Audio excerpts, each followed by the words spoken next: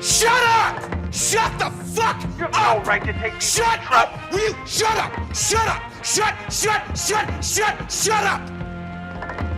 Shut up! Hello, everyone. Welcome back to another season of the Happy Amblin Retrospective, the Steven Spielberg, Adam Sandler Retrospective podcast, where we talk about all the films directed by Steven Spielberg, some that he might have had an extra hand in, and Adam Sandler's starring roles, and probably some other weird stuff along the way. It's been a while since we did this show. I guess this is technically like season 2 of the series. Season 2, season 2.5. It'll all be on the same playlist. It's just easier for my brain to recognize that. I'm your host, Diego Crespo. With me today is my co-host, Matt Caringo. Hey, that's me. It was my idea for this terrible series. But you know what? No, it is a good series, and there's a lot to talk about with the two films we're here to talk about today on the episode. And we should also mention, for some reasons, maybe we didn't initially go directly back into this retrospective. But the film we're here to talk about today, or the films, I should say, because here's the thing: we're already struggling because we've changed the format. Yeah, if you haven't already noticed. Yeah, we're double dipping. We're doing double features on these podcasts, at least for the foreseeable future, for Happy Amblin. Today's films are Punch Drunk Love, directed by Paul Thomas Anderson, and The Color Purple, directed by Steven Spielberg. I don't even know how to begin. Besides, we'll probably talk about The Color Purple first. Well, the two least qualified people on the internet are going to discuss these films today. Well, you talk about least qualified people talking about it. Would you say these were the least qualified people to make these films? No. Okay. Not at all. But we're just gonna jump into it. I don't even fucking know where to start. Other than that, these are, in contrast, these are two very interesting films. Which is why we were supposed to do The Goonies, but we're gonna save that for next week. Along with 8 Crazy Nights, just for the record. Oh, that's another good double feature. Yeah, see, the double feature stuff worked out. It's a cosmic gumbo. Of interconnectivity. Diego made this joke before we started recording. Yeah, I think you should leave. Everyone should watch it on Netflix. But what I was saying is, it would be bad if we were here to talk about 8 Crazy Nights and The Color Purple. I think that would be, which is what would have happened if we had stuck to doing The Goonies today. Yeah, thanks for saving that one. Yeah, I think it was one of these where we kind of have to do these two together. Now, I believe, I could be wrong, but I believe it's like we're going to be doing like Schindler's List and You Don't Mess with the Zohan together. No, I could be wrong. Oh no! We might have to start breaking these up again at a certain Schindler's point. List might be a 5-minute, like, yep, Schindler's List. And then we just talk about You Don't Mess with the Zohan. I guess spoilers for Schindler's List. Yeah. Good. Wait, spoilers for Schindler's List? I don't want to spoil anyone, but there's this thing called the Holocaust. It was pretty bad, in case you weren't aware of it. I don't mean to spoil the outcome. What are you talking about? Well, we're off to a great start. Spoilers for Pearl Harbor, but things don't work out. I see the sensitivity training paid off for both of us. Oh yeah, that's why there's been such a gap. Yes, of course. The two things. So naturally, we should talk about The Color Purple first. Yeah, The Color Purple. Directed by Steven Spielberg. Matt, do you remember the first time you saw The Color Purple? I saw The Color Purple like 15 years ago and then never watched it again. And I can't really remember the context other than I was probably like, oh, a Spielberg movie I haven't seen. And I watched it. I remember all the big moments that people remember. And then I didn't really think about it for a long time. And then came time to do it for the show. And I was like, okay, I should rewatch it.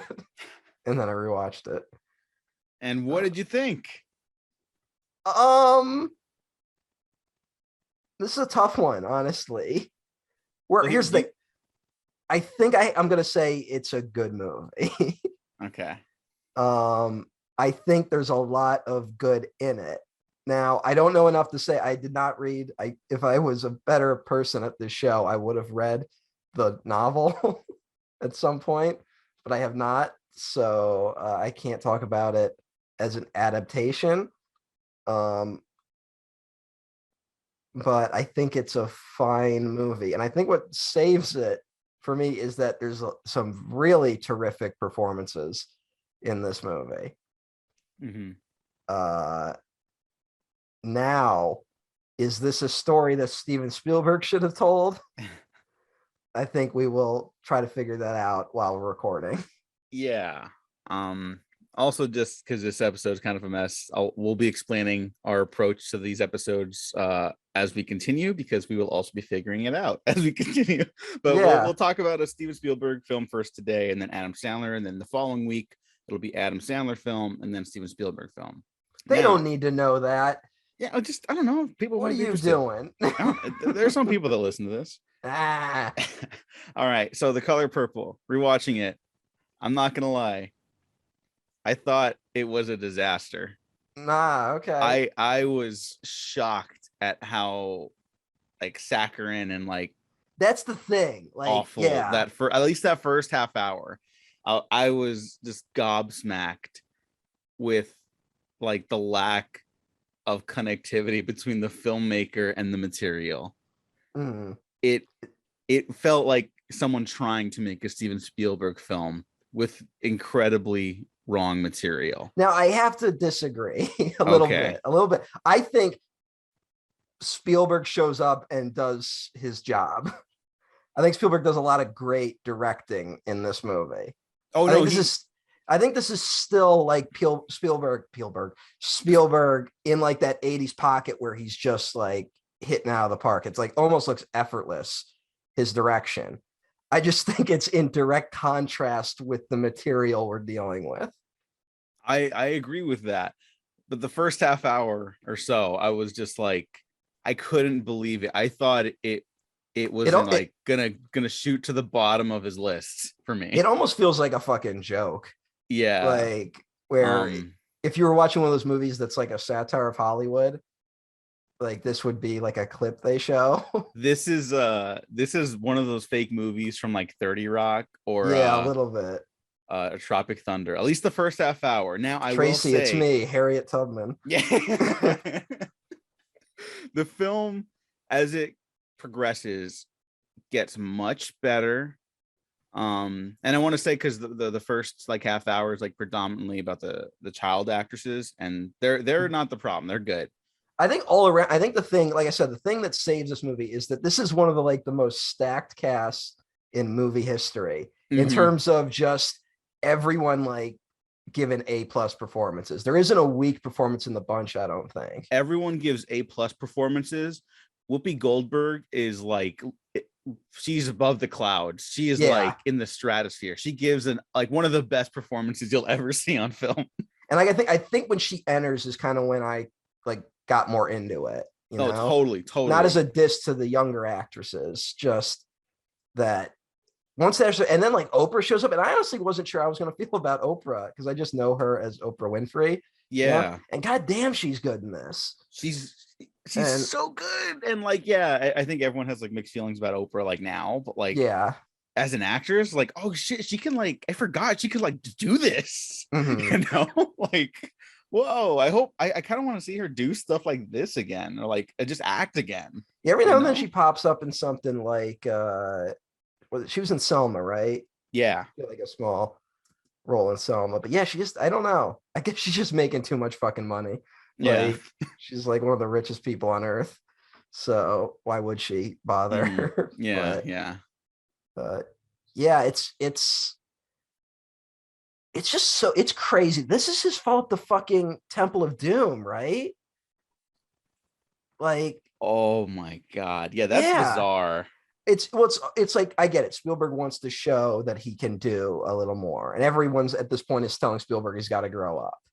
Even E.T., which like E.T. is like a masterpiece, but people looked at that and were like, it's still Spielberg doing kiddie shit. And So it's like, all right, I'm gonna make my first adult film, which I guess he was the one that was approached by Quincy Jones. Quincy Jones like handpicked Spielberg to be like, I want you to direct this, which is like, all right. And he's like, okay, so my first like really adult film, arguably, is gonna deal with like domestic violence and like sexual assault and racism, and it's gonna be about the plight of Black women. And like it's such what an odd choice. Yeah. Like I don't know, man. mhm. I will say when the film like has its moments, like it is totally some of Spielberg's like strongest work up to that Yeah. point.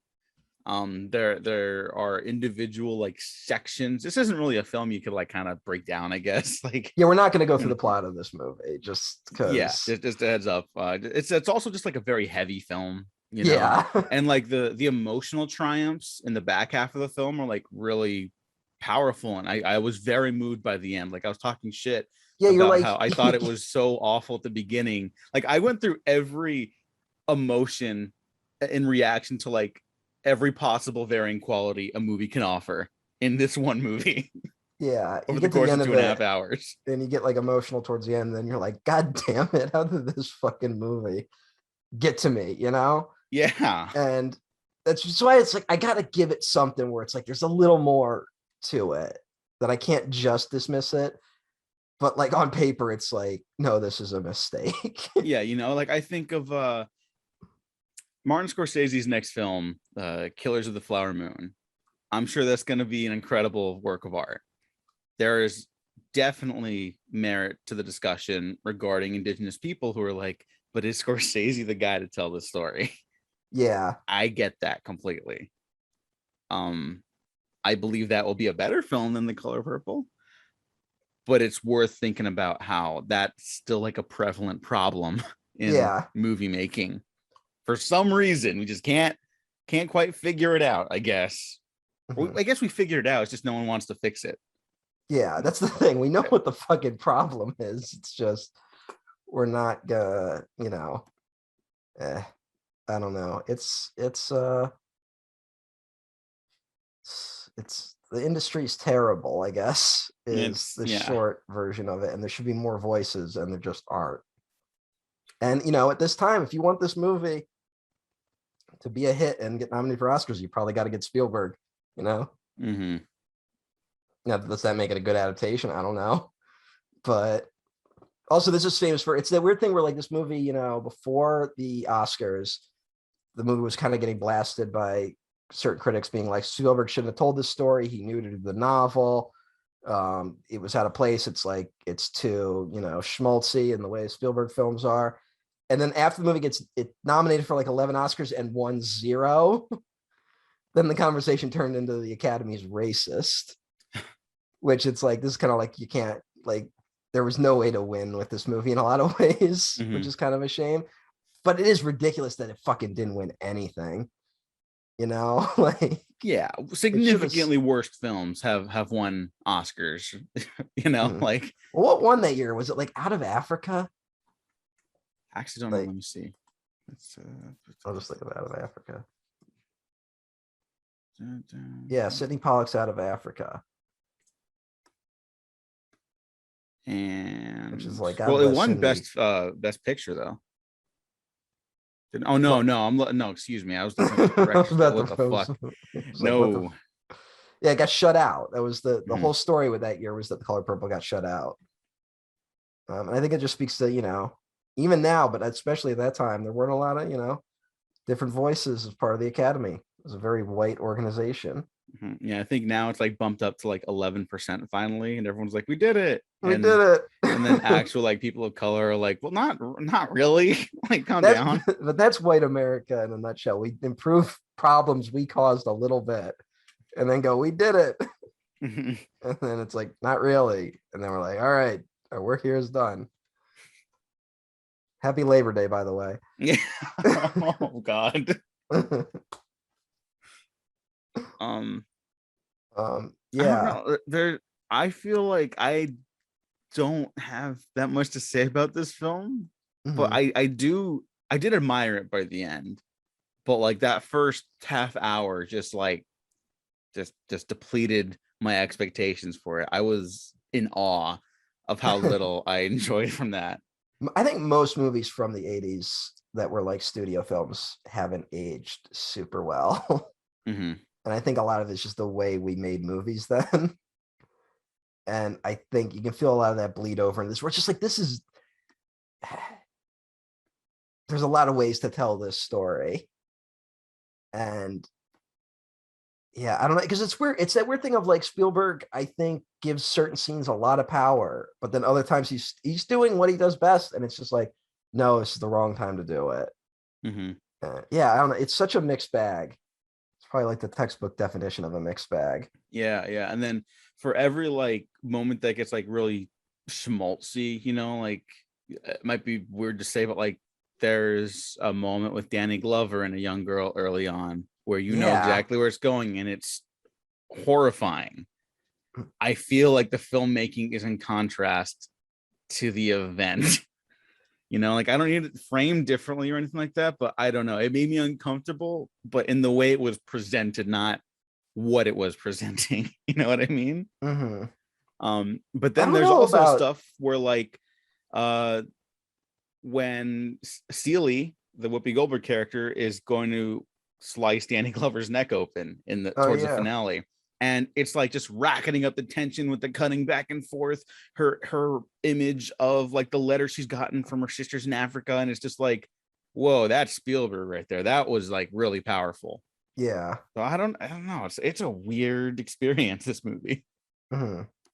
It's a weird thing of Spielberg being like, it's the kind of classic Spielberg thing where it's like people can get over anything. Mm-hmm. And it's like, There's a lot of that I got concerned about at the end. well, I'm not totally sure if getting over it is ultimately what needs to happen. But yeah, although there is a like the moment when he's thrown her out of the house really early on, that scene, like it just goes on for so long. It becomes brutal in a way that I'm not sure if it was the intention. Mm-hmm. I don't. Yeah, yeah. I don't know. It's this is one where it's it's almost a mess, but I don't want to like this. I don't want to dismiss it. Yeah, Um, there's something here.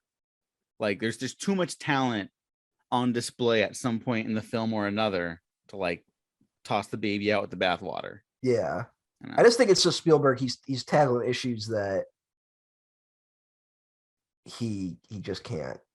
Like I'm not like he hasn't shown since that he could tackle similar issues. Yeah. It's Like just even like Schindler's List is however many years away, within a decade, mhm. and he's not really tackling the same stuff in Schindler's List. And going ahead is other movies that like deal with racism kind of head on. It's like Amistad, which no one likes, and then Lincoln, but Lincoln like is mainly focused on the white characters in that Yeah. instance.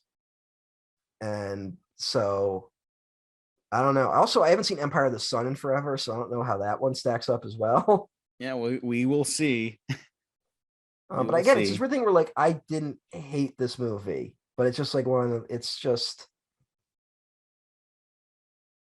oh boy. Yeah. It's I mean, that really sums it up. It's Spielberg kind of punching above his weight class when it comes to like real life traumas and like Yeah. problems, And it's the thing where I don't want to come here and be, when any movie we've covered on here, you read what the critics were saying at the time. And even if we are ultimately agreeing with the critics, we're kind of like, well, that criticism doesn't make a lot of sense. Like, I don't want to be the one here being like, yeah, Spielberg, he's stretching too far, which was like the complaint people made at the time. I want to be here and be like, no, Spielberg did a good job. I mean, I think he did in a lot of places, but it's one of these ones where you had to get the whole movie right for it to work. And he gets, I would argue, most of it right, but not enough. Yeah, I would probably go about 50-50. honestly. Because a lot of this did not work for me. But then by the end, again, like I was saying, like I got really swept up in like the emotional reconciliations and whether or not they were even like deserved. The fact that they could work is just like a testament to the talent in front and behind the camera. Oh, shout out to Quincy Jones as well, who did the music for this. Yeah, the only time John Williams, no John Williams at this point. Yeah, yeah.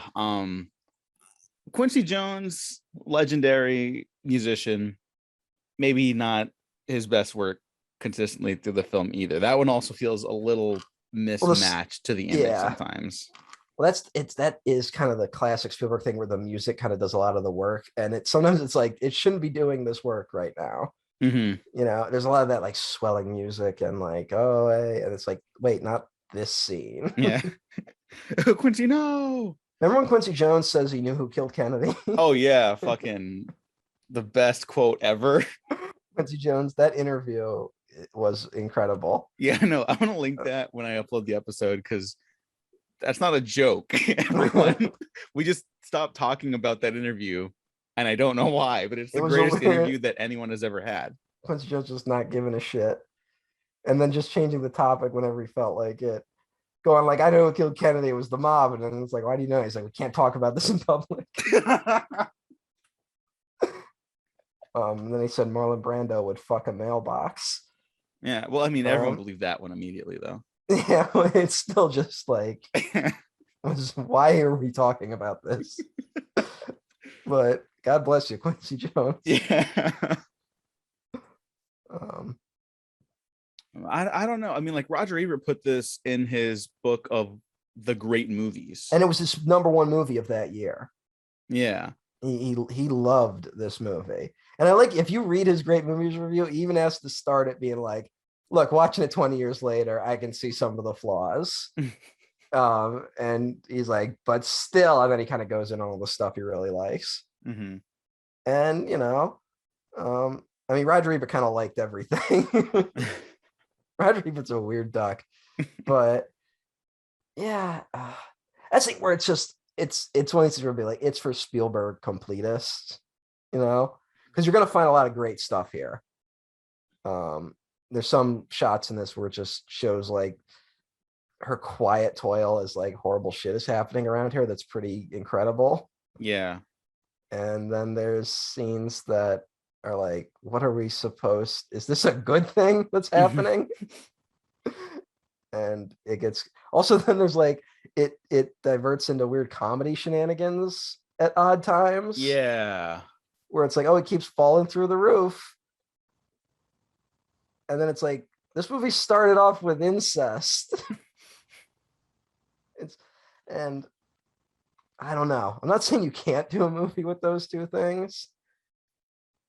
It's just, it's odd when it switches, and then like it starts working when you just kind of ignore what it was trying to tackle earlier on.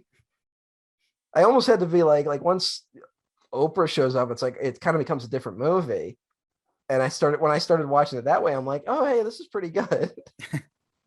I will say, because Spielberg loves his that low sun shot, you know, a lot of that, and the final like image of the silhouettes passing by and the sisters playing their patty cake again as they're reconnecting. I think that's like perfect. I think I'm serious. I think the movie starts like at a 1 out of 5 and then gradually works its way up to like a solid 4. Yeah. And it's a weird experience. It's a hell of a ride. I think you're right. It's for Spielberg completionists. And if you ever want to see some of the best performances you'll ever witness. Yeah, that's the thing. It's just like, wow, everyone was all in on this fucking movie. And that's, I think it's a testament. Spielberg doesn't get enough credit as an actor's director. And he gets a lot of good performances out of people. Yeah, and I think people severely underestimate now, or at least take for granted now, like how important it is to be able to direct actors. Like directing is more than just a visual thing. Spielberg can do pretty images all the livelong day. He's also very good at blocking and placing of the camera around the sets, which is like really impressive in the house stuff here. But like I think of like In the Tall Grass. Did you see that movie? I did not, because you told me it Okay. wasn't good. No, it's really bad. But like that, Vincenzo Natali, I think, is the director, and he's like a great image maker. But that man cannot direct actors to save his life, and it sinks everything he does. Oh, that's a shame. Yeah, it is just tragic, which is why he's a great TV director. And I don't even mean that to be dismissive, but like he had some of the best episodes of Hannibal, like he can do it. It's just don't let him choose the actors. You I think guess. our disregard for actors, directors has been impacted by any part by like our worship of directors that treat actors like dogs? I think maybe that's part of it. Like I think Someone yeah. like David Fincher. Mm-hmm. Just, So like even now there's still not so much like on film Twitter at least, but like there are discussions about like, well, Stanley Kubrick, he really had to get the performances out of those actors, and like Shelley Duvall that way. And it's like, no. Is anyone still no. defending the Shelley Duvall thing though? Like Maybe not as commonplace as it once was, but well, I think the thing was people used to go like, yeah, he terrified her to get her to act scared in the film. And then people are like, that's abuse. Everyone's like, what? I think that's what happened. Someone finally went like, that's wrong. Yeah. And where it was a thing that people used to brag about. Also, it's like, fucking trust your actors. I don't fucking know. Yeah. I feel like William Friedkin like pulling a gun on set to scare people. Like, oh, Jesus, Friedkin. slapping a priest in the face to get him to look upset. Okay, but that one's kind of awesome. Yeah, no, I'm just kidding. That's fucking crazy. Like, no, yeah. And I think I brought it before too, but he was on the Mark Maron podcast, and he was getting interviewed, and Mark Maron was like, oh, but you did it for real back then, and he was like, no, that was wrong. It was my responsibility. I would not do it the same way now. And it's like, all right, at least it's growth. Yeah, good job, Friedkin. Yeah, fucking 40 years later or whatever. Now that you're not making movies anymore. Yeah, I think he still wants to make like one or two more, but I don't think it's gonna happen. No one's gonna let him. Yeah. Did he make some movie where he was like, here's a real exorcism? Like what? He did some documentary like a few years ago that was supposed to cover like a real exorcism, I think. Oh, good Lord. And it looked bad. Mm. It was apparently bad, so I never saw it. Mm. He did Bug. You ever see Bug? Yeah, Bug fucking rules. Bug's pretty crazy. Yeah, everyone go watch Bug after you watch The Color Purple if you're interested. Or don't watch The Color Purple and just go watch Bug. Yeah. Or Killer Joe. There's a fun movie. Yeah, it's fun. That's We'll have a great time. I don't know if I'd recommend The Color Purple, actually. Yeah, like I think I'd recommend it to like the boomers. Oh, it's total up like boomer alley. Yeah, because I remember hearing from like older relatives like, oh, The Color Purple's so good, and it's like thinking about who said that. I'm like, yeah, that makes sense that they would say that now. But like, it's not the worst thing. It's not the best thing. It's just now, an interesting part of history, I guess. I don't know. I guess here's the question for us as part of the series. Where does this rank in the Spielberg films we've watched? Ooh. All right. I was trying to softball it, but this might be my least favorite of the Spielberg films we've seen so far. All right. But fuck, 1941 just like doesn't work either. Yeah, I think I would honestly have to put 1941 and the Sugarland Express below this. Whoa. Okay. Yeah. I really like Sugarland Express. I like Sugarland Express, but it's also kind of like, I don't know. That's like very early. I don't know. Sugarland Express is, I think, the opposite, where I was enjoying most of that movie. And then I think the ending doesn't really work. Okay. Well, I mean, it's the strength of like a good ending. A good ending can save like a lot, Yeah. So I get that. Yeah. Okay. So like 1941 and Color Purple are kind of battling it out for the bottom spot, in my opinion. Okay. I would also probably put his segment from the Twilight Zone movie. No, Twilight Zone's the worst one. Never mind. Okay. Only because like that movie, like there's only two like good segments in it, and it's not from the heavy hitters in like the director billing. So what you're saying, Diego, is that you think Temple of Doom is a better film than Color Purple? We should move on to the Punch Drunk Love. So are you saying that you're okay No. with I was trying to back you into the corner. Yeah, nope. I'm consider me backed. You know what's definitely a better one though? Poltergeist. Poltergeist. Even though he was just the writer and producer and arguably not Yeah. the director. Hey, what are you gonna do?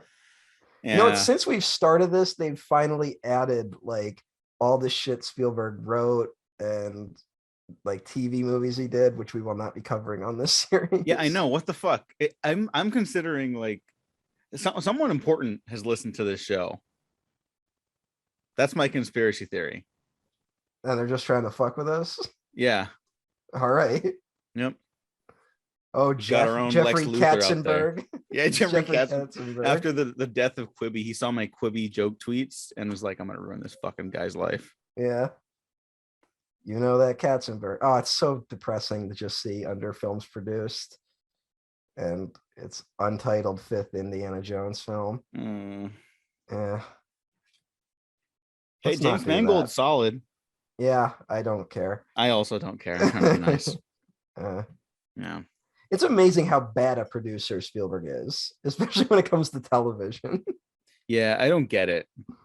I don't get it. You know, maybe at a certain point we'll circle back around and cover some of these other Spielberg things that we missed.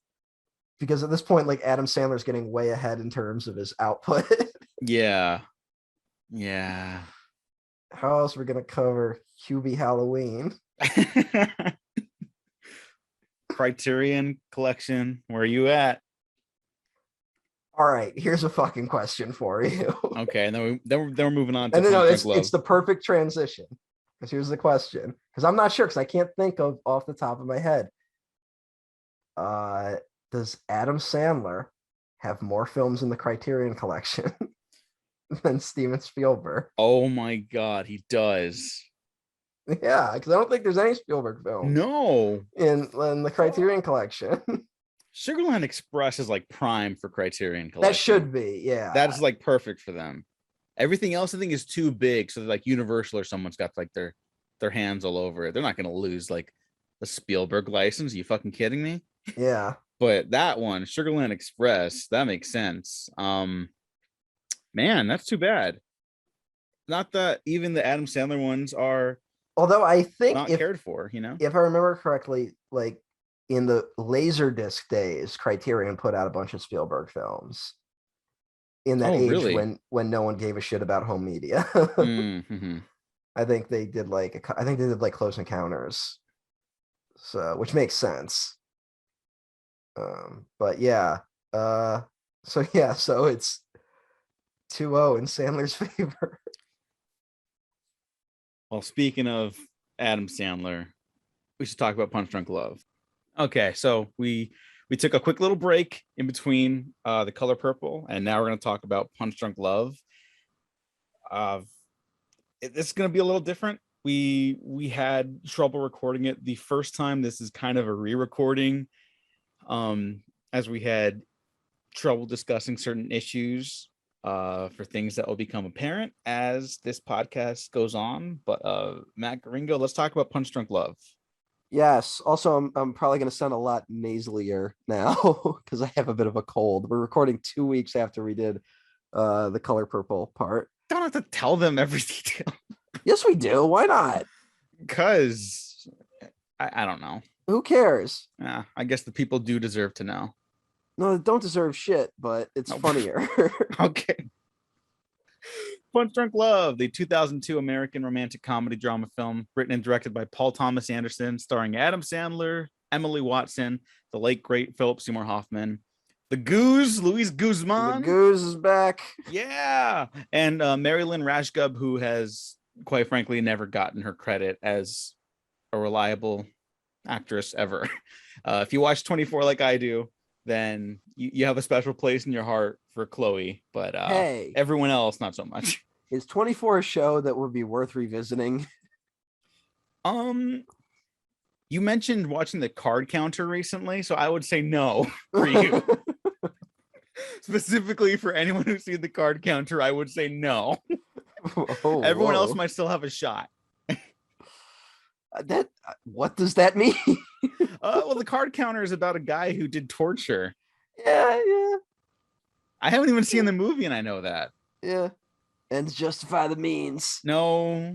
Wasn't Jack Bauer's whole thing like the ticking clock? Like, if I know there's a bomb in Los Angeles, I gotta do whatever means necessary to Yeah. stop it, Mr. President. I believe it's season 7 that takes place in Washington, D.C., where Jack Bauer season opens with Jack Bauer on trial for war crimes. And they're like, or he's like, senators, if you expect me to apologize for everything I've done, I won't. And then the day is about him like having to save everyone in the White House from a terror attack. And the senator that was like trying to crucify him publicly is like, let me help you, Bauer. And then it's like, it's a lot. Wow. I love it because it's trash, but it is a lot. Wow. Are the people who created this show in prison yet? No, they're rebooting Dexter. Oh, okay. Also, they did Homeland after. Dexter is now gonna be like so pro cop. Getting some brief flashbacks to Dexter, which we're not here to talk about. I think it was always a little pro cop. No, it was always kind of pro cop, but it's gonna be now. It's like, you know what the solution to the police problem is? Just make serial killers cops. No. No, that's okay. They're gonna seek him out because crime has gotten so bad. That's what the new plot of Dexter will be. Jesus. That's my bet. Would you say Barry Egan, played by Adam Sandler, is a Dexter villain? Are you saying Barry Egan's pro torture? No, whoa. Not at all. Hey, for anyone who's seen the card counter, I just gotta throw this out there. The Abu Ghraib stuff is shot in a very specific way. Everyone knows what I'm talking about, which is probably a way of recreating like traumatic tunnel vision that kind of happens to people who maybe participated in the torture apparatus. But it also looked a lot like the dance off from the end of the Beastie Boys video, Fight for Your Right Revisited. So that was all I thought about when watching scenes of horrible torture in Paul Schrader's The Card Counter.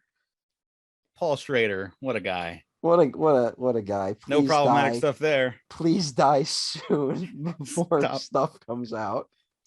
Stop posting on Facebook, please. Hey, his Facebook posts are amazing. They're about 95% of them, and the other 5% are a little too revealing. Yes, is what I'll say. Yeah, but I think Paul Schrader's filmography is a little too revealing. You didn't like hardcore? Hey. What a weirdo. I know. Look Speaking up his of weirdos. You can find like most of his film reviews from like the 60s and 70s. Those are pretty revealing. Well, older film critics were just like horny on Maine all the time too. They were horny on Maine and also like deeply out of touch with race relations. Oh yeah, 100%. Just like, whoa. So hey. All right, Punch Drunk Love, which is what we're actually here to talk about. Nothing problematic here. Yeah, Punch Drunk Love. The twist is Adam Sandler's in a real movie for once. Yeah, and he's really good. Is this the first great Adam Sandler performance? No, Billy Madison.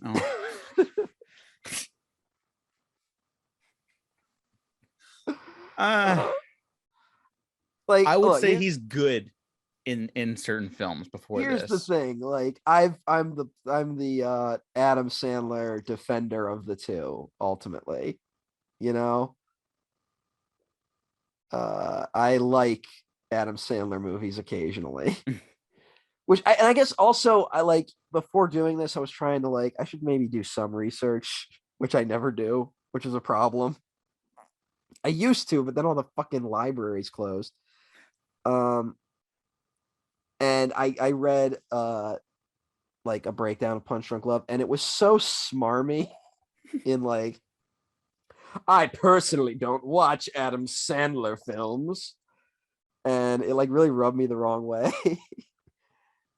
And I just want to be like, This is just an Adam Sandler character taken to his logical extreme. You know, this is Adam Sandler in like The Wedding Singer, but if we treated him more like a real person. See, I was gonna say specifically because of the anger stuff, it's Happy Gilmore. Happy Gilmore. Yeah. Where it's like Happy Gilmore would be a fucked up dude. Yeah. Like it gets into like, why is the Adam Sandler character so upset? Like it understands that there's something wrong to an extent, not like in who they are as a person, but something is wrong in their life, you know? Yes. And it doesn't absolve them of their actions, which the film also gets into, but it gets into the complicated nature of being human in a way, which is like a very profound statement I just made. But I think that's what the film's kind of about. But for like this one guy. Yeah, this is one of those movies where you might learn a lot about yourself watching it. Mm-hmm. I think I told this on the other recording, but I'm bringing it up again. I have a friend who gets a real kick out of showing me movies they know I'll hate. So like they'll subject me to like Scary Movie 4 or something like that. Without their heads, they're powerless. Yeah, that's Scary Movie 3. Oh boy, they start kind of blend together at a certain and point. And that one is like okay. I'll say that. That's the one. Okay. Yeah, that one's like okay. And that is like the funniest line in that movie. God damn, I watched something recently where like it had the same energy of without their heads they're powerless, and I can't remember what it was. Oh god. But yeah, fuck. Oh, you know what? It was Twilight Part 2. It's Breaking Dawn Part 2. A lot of heads getting ripped off in that movie. Without their heads they're powerless. So this friend will basically like force me to watch something I'm not gonna like, and then like be like, what the fuck? How can you not like that, man? Like I don't know if they're fucking with me or whatever, but they get a kick out of it. So the trade-off one of those times is like, all right, I'll watch this movie, but then we're gonna watch Punch Drunk Love afterwards. And the person's like, oh, it's Adam Sandler, I'll watch it. And we watched it, and I will say they liked it for like the first like 20 minutes of it, I'll say. And then I'm not saying they like stopped liking the movie, but the movie deeply upset them. Oh. Like the anxiety generating nature of the movie like got to them in a way that made them like genuinely upset, to the point where like I felt really bad showing it to them. That's too bad. Which I wasn't really expecting. I expected a few reactions. I did not expect that one. Yeah. Oh, I guess also for people that haven't seen Punch Drunk Love, it's good to note that it is very anxiety inducing. What are you doing listening to this podcast? Truly. This is a very easily accessible film if you listen to this podcast. Yeah, and not to hijack talking time from you, but also like a lot of normal casual movie goers that I know like in real life that aren't on film Twitter and have other actual important things to do in their lives. Like everyone who's seen Punch Drunk Love that I know of likes Punch Drunk Love a lot. They're like, oh yeah, that's the one time like Adam Sandler was like in a good movie or something of that extent, you know? Like people like this movie. It was a bomb when it came out. So welcome back to the failed blockbusters. But it's a well-liked film, and it's a well-respected film even to this day still. Which I just think is like interesting. It is. It's a weird, like little movie in a way too. I think it just took people a little while to get it, you know, like when I mean like average people, which sounds a little condescending, but well, no. I think when it came, I think I get what you're saying, and then it comes out Uncut in the Gems was like a big hit too, and that's kind of on a similar wavelength, although it's like scuzzier, obviously. But this comes out like in the middle of Sandler's still making movies like Little Nicky and Mr. Deeds, Mm. which say what you will about them, but they like audiences kind of liked them for what they were. Which we maybe disagree, although I kind of liked Little Nicky. I know. I know. But I guess what I'm saying is like it didn't really make sense at the time. Maybe once we entered the like Sandler decline that came a little later, and people were like, man, Sandler used to be like, even people that like Adam Sandler movies kind of turned into like, man, Sandler used to be so fucking funny, man. What happened? And I think that's what led to this getting rediscovered a little bit. But yeah, at the time it's you know, it was unique for 2002. People really didn't like Adam, like the intelligentsia did not like Adam Sandler at all. And my elementary school librarian did not like Adam Sandler. Whoa. For some reason, she brought up a lot how much she didn't like Adam Sandler, which is an odd thing to bring up to children a lot. That is like, what? Why do you put that on a child? Hey. Although, you know, maybe you got to be kind of strange to be an elementary school librarian, maybe. Well, I'm thinking back to like my middle school librarian, and it's like he was just kind of sheltered off in this little corner, like by the auditorium, with very little sunlight. Huh. Yes. I wonder how she's doing. She was up there. Anyway, sorry. Just yeah. I don't know where that was going. That's what we do on the show. We go on tangents. That's why people love us, right, audience? Please comment and subscribe. Comment, subscribe, check out the live shows where I talk about Venom for some reason. Let there be carnage. That's the title, right? Yes. It's That's said a in the great film. title.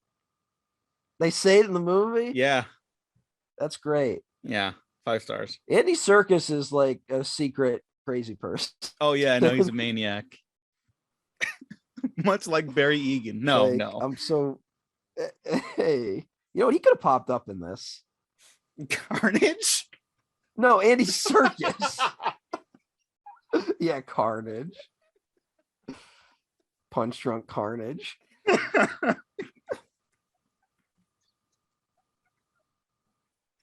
Andy Serkis good. Andy Serkis is like a good actor too. That's what helps. But this is like, you know, like, yeah, he's Gollum at around this time, but this is also like around the era where he was still popping up in shit like 13 going on 30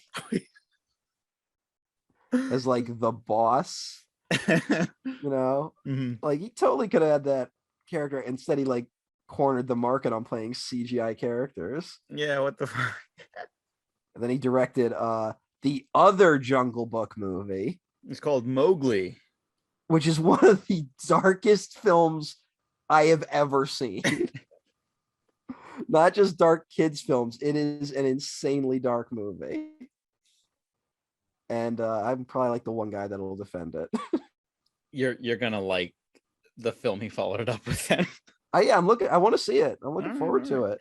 Hey, why did both Jungle Book movies decide to make Kaa the snake female? Subversion. I don't know. You know what? Probably I some think biblical shit. No, you know what I think it is? What? Like Kaa is like kind of like one of like the gay Disney villains, you know? Like kind of like gay coded Disney villains, and maybe they wanted to avoid that in both versions. Which, hey, there's nothing wrong with gay villains. Let's stop. Let's bring them back. I miss them. Now we got like boring ass villains in these cartoon movies. No, the new trend in the Disney stuff is that there's always a reveal. It's not really that character that's the main villain. It's this character. Yeah, it was John something. John Landis. John Landis, the secret villain. No one saw it coming. Who could have seen that coming? Moving on abruptly. You're telling me John Landis, director of The restraining myself. Stupids, director of part of the reason we're redoing this is because we wanted this to be a more sensitive episode. Well, here, let's talk about sensitivity, because I find this to be a very sensitive film, actually. Yes. You go first. You fucking no, you fuck you. You go first. You brought it up. All right. Well, we opened the film with Adam Sandler just working away in the early hours of the day in a bright royal blue suit, and I just really like that image. It looks like something that would be like in an Edward Hopper painting, you know. Mm-hmm. You know, the guy with the cafe and the famous painting, whatever. I like that guy. Yeah, and, no, I know who you're talking about. I'm just okay. I didn't hear anything yet, so that's why. How dare you insult my intelligence? You know about other things. I just didn't know if you knew about that one thing. How I really like dare that you. image. And when I said earlier, like, this kind of a weird little film, like it opens like You very think- strangely. Hey, you think I don't know painters? Listen, pick an era and I'll name any painter. Okay. Go. No, we're moving on. Go. I want to Go. talk about the random piano. Pick an falling out of era and name a painter. Just pick a century. it. Okay, fine. A 13th century. Fuck you. Yeah. Yeah, the image of Barry Egan in the corner is a great way to start the movie. Hey, the lights in this movie are both, the lighting in this movie is both beautiful and also very aggressive at times. It is. I remember hearing it was shot like a Kubrick film. I think this is a little more vibrant than a Kubrick film. Not that Kubrick's films weren't ever lively, but the cinematography was done by Robert Elswit, who has worked with Paul Thomas Anderson on, I believe, every single one of his productions. He works with people like George Clooney now. Also, Yeah, he did Suburbicon. yeah, everyone's favorite. Remember that movie? Yeah. Oh, he also shot Mission Impossible: Rogue Nation. That's a What good if a one. nation went rogue? Anyways, really good cinematographer. I think this is my favorite of his work. I really like the lens flares. I like the weird halation that happens in the early hours of the day with the sun going over the valley hills over there. And like, I recognize places like that where the film opens, although I've never seen a piano fall out of a truck like that. So, or van, excuse me. That car accident in the beginning is shocking every time. It's like you mentioned aggressive. That's a good way of putting that. It's like it really wakes you up because it's a nice quiet little opening and then It does have that feeling of like if you've ever gone into like an office early or like a class, like you show up earlier than everyone and it's like kind of like that cold morning, you know? yeah, Like that yeah. whole shot and just where you're just by yourself and then fucking something happens. It's kind of like that. It's kind of like a tree falling in the forest. I had that happen to me where I was the only one in the middle of the woods and a tree fell right in front of me. Really? Yeah. It's a weird moment. I did not then pick up the tree and take it with me though. Oh, you should have. Maybe I should. Maybe my life would be very different. You never know. Maybe my funger job thing, business would have taken off. Oh yeah. Adam Sandler sells plungers, novelty plungers. Why? Yeah. Why does he do Great. Well, because we've all thought our plungers should be more festive. that? That's what Southern California really needs. Festive plungers. This feels like something someone in Southern California would try, though. You know what? Yeah. Like it feels like it, but yeah, like who would want this? Do we want to break down this beat by beat? I feel like we don't have to, But we don't have to, but there's stuff. There's a lot in the beginning to talk about. yeah, I mean, to be fair, there's a lot to talk about through the whole film, but I feel like we would be here for 3 hours, and I don't want to die. So yeah, we'll try not to. okay. But let's see where it all goes. Yeah, Barry Egan is making flungers. With Luis Guzman. Luis Goose, the Goose, Yeah. is a loyal co-worker. And if there's one thing I think I'm going to ask Diego to go back and save from the first recording, it's the comment I made about Luis Guzman, which we will put right here. Yes, I remember. That was very funny. Which, yeah, like I said, it's possibly the funniest thing in the movie. Which I did not notice. It makes me laugh every time. It's yeah. Also, I think this is Guzman's first time with Sandler, and he's gonna go on to be in at least one more Adam Sandler movie. Oh wait, what? Which ones? Yeah. He's gonna be in Anger Management. Right. He's on the team. he's part of the group. Yeah, looking at it, I think that's the only oh no, he's in The Do-Over. And one more after that. Oh, Sandy Wexler. Yep. There's a movie that should have been fucking 30 minutes shorter. Okay, see, I haven't seen that one yet. I've seen it, and it was one of those ones where everyone's like, because we get that with Sandler, it's like, oh, Sandler made a good movie, actually. And I was like, oh, okay, I'll watch it. And I did. And like literally once it hit the 90-minute mark, I'm like, I'm done with this. Like, I was doing fine with it. And then it was like, oh no. No. Hey, this is a 90 fucking minute movie, basically. 95 minutes, including credits. Yeah, it's a very short film. And it covers like a surprisingly like a lot of ground. Like emotionally. Is it PTA's shortest film? I think so. Like Magnolia's like 3 hours. Yeah, and he did that like right before this, right? Yeah, I think it's that thing. The only Hard Eight's 102 minutes. So wow. Oh yeah, Punch Drunk Love's the shortest then. Let's talk about Barry Egan. So he's a guy who's prone to angry outbursts, frustrations. He's very shy and reserved. And we get a quick glimpse into his home life, or at least family life, with his 7 sisters, right? Yes, it's 7 sisters. Mm-hmm. And he's very emasculated by them. And they're not great. They're not awful. They could be better. They could definitely be better to him. They could be better. At least the ones that call him initially. Yeah. And then keep calling him. Yeah.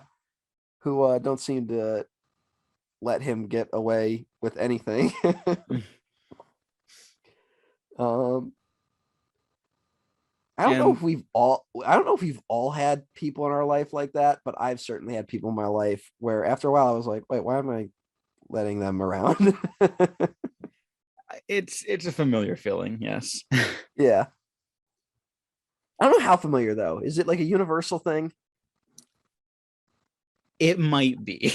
If Okay. it might be. If this film is as accessible as it is, I think in some capacity it has happened to everyone.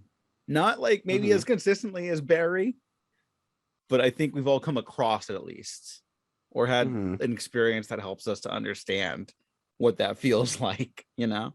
Yeah. Like it doesn't have to be a family relative. It could be a boss, you know? Or something like that. A teacher. Yeah, someone in a position of, or a teacher. Yeah.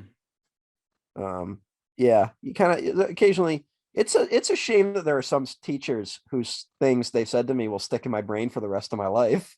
Yeah, and they probably don't even think about twice. Yeah, they're probably dead. Yeah. Because they were all like 80 and shouldn't have been teaching. That's what they get. Yeah. Yeah, long life. Oh, I just meant the death part. Yeah. Well, we all get death, Diego. Yeah, but they went down first. I guess. I don't know. I'm trying to find a positive angle there. Yeah, you died with America still on top. Are we though? Are we? Well, no, really? they died. if they died like 3 years ago, they at least were like, well, we'll come back. Hmm. You ever like, sometimes I wonder when we could talk about the Obama years a lot and how they weren't as good as some people pretended they were. But our culture at least had like this weird positivity going through it. Yeah. Does anyone notice that that's not around anymore? I wonder what that's about. And it seemed to disappear sometime 5-6 years ago. Fun times we live in. You think people would at least pick up on that aspect? Speaking of not having positivity, no, there's I have no segue to this, but Did you know cinema score audiences gave this movie a D+? yeah, that sounds about right. Very close to an F. This is almost one of the rare cinema score movies. There's only like 15 or something like that, right? It's like 20 something. Yeah, it's if I less than remember 30 for correctly. sure. Yeah. Mother got one of those. Absolutely. Yeah, that makes perfect sense. That makes perfect sense. And Killing Them Softly, which makes a lot of sense. Yeah. It's a great film, but yeah. Great. There's a few great movies that got cinema score Fs. Mm-hmm. Bug, William Friedkin's Bug. Yeah. What a picture. In the Cut. Okay. Oh yeah. That makes a lot of sense. In the Cut. Yeah, fantastic movie. Definitely see why that happened though. I think Punch Drunk Love would have scored better if it came out now, though. Now that like we know what Sandler's capable of and Paul Thomas Anderson is capable of, like as a director. Maybe. I feel like there was a time where it could have gotten the F though. Oh, sure. Yeah. I am honestly kind of surprised Uncut Gems did not get that. Like Uncut Gems really felt like a movie that should have alienated general audiences. Yeah, and instead it was like, have you seen it? Yeah, it turned into one of those. It wasn't like a runaway hit, but it was popular enough to the point where people were like, have you seen that new Adam Sandler movie? Yeah. He's like, serious? It was also it's also a movie that when I bring up that I might rewatch it, it's the only thing that my family has ever like reacted with concern about in recent years. It's a fun movie to rewatch. They don't understand why anyone would ever want to watch that movie. And I guess some people feel that way about this movie.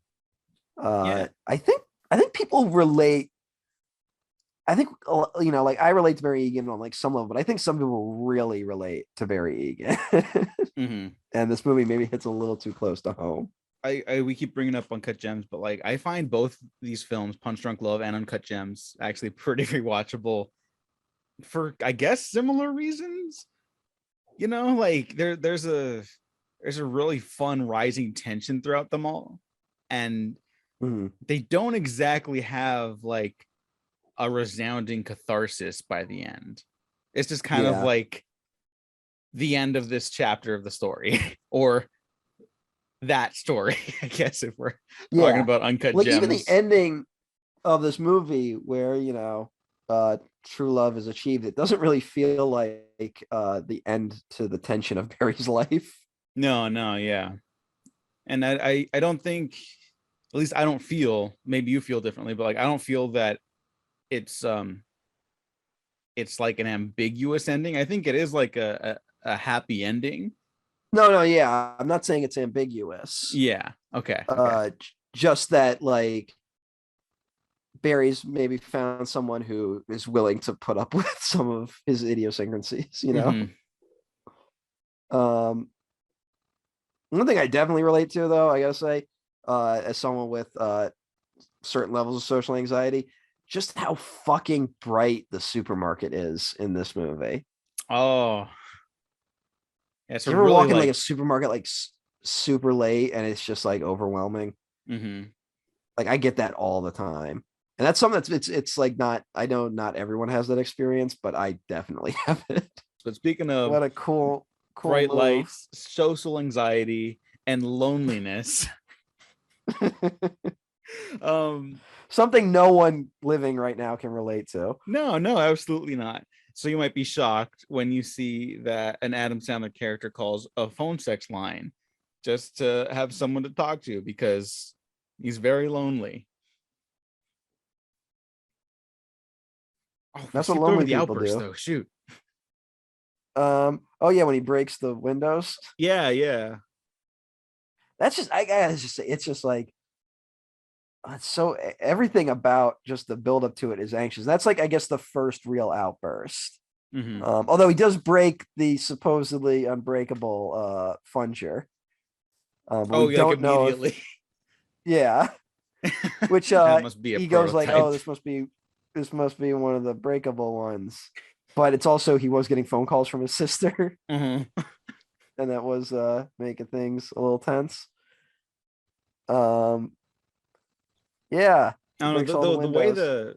that the movie kind of like plants little seeds like that. Like you brought up the suit thing, but it constantly is doing that. It's like these small little builds with these like payoffs that you don't even realize might be payoffs to something else, you know?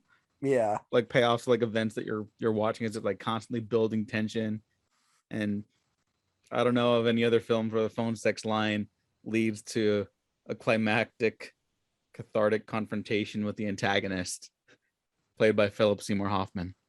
or a scene where he beats four people with a tire iron, Or that too, yeah. which is another thing that happens. Yeah. Um, have you ever called a phone sex No, actually I haven't. line? Okay. But I can understand why someone would, you know. Um, Maybe not no. nowadays, but beforehand, before the power of the Um, internet. yeah, I guess that's a thing. I think, Um, I mean, let's dissect that for a second. We talk a lot about how internet and social media have kind of like shaped different kinds of relationships for people now, right? I think if Barry Egan had a Twitter account, one, it would be like unusable, but two, it would have helped him to like, maybe exert some like pressures of his life. It wouldn't have made anything better, but I think it would have had like another outlet for that. And again, that's Barry not Egan. fixing any problems. I'm just saying he would have had another avenue to explore. Nah, Barry Egan would have ended up listening to Joe Rogan and like destroyed his relationship with everyone. He would have thought it made him better, but it would have made him worse. He goes up to Because Robert he does have Smigel. that when he's when he goes on the first date with her, he talks about DJ Justice, the guy he listens to, where it's just like he really just cuts people down. Like, so like Barry Egan's definitely like open to that kind of stuff, and I bet you like he would end up in the Joe Rogan orbit. Oh God. Um, He's like, you guys try out that ivermectin yet? but you know what? Barry Egan, as a guy who could figure out the frequent flyer miles, might have been someone who was smart enough to, I don't know, maybe check the ingredients of that stuff. There you go. Maybe he gets dissuaded by the Joe Rogan type circles and then works his way out of it. But you never know. But it's like, but Barry is also the type of guy who like the stuff he does, like it's trying to keep himself a little grounded. So it like might not make sense to everyone, but it helps him feel a little Mhm. calmer. And I think people like that are the ones who are susceptible to being like, I'm not gonna trust medicine. Like I'm gonna do something that makes me comfortable. Oh God, I This is a didn't think weird about that. way to go with Barry Egan. This That is one is. of the ways that a movie like this plays a little different 20 years later. Yeah. Oh, we'll get to that. I mean, yeah, you know. Yeah. Uh I had the phone sex line turns out to be like a major scam, and then they start trying to blackmail him, and yeah. it's Do like, you hear the desperation in my voice? Because I feel totally unqualified to talk about this movie. yes. I think we I both mean, feel unqualified to talk about this one it's one of those things specifically. where when I like a movie, it becomes a problem because I'm just like I could go into it and like I could break it down, but like, I feel like people who are like only interested in making movies would want to go like that deep on it. No, fuck And them. So what? but if they do, there are better resources. So like, why bother? Well, here And let's start highlighting just our favorite stuff, and we'll power through to the end then.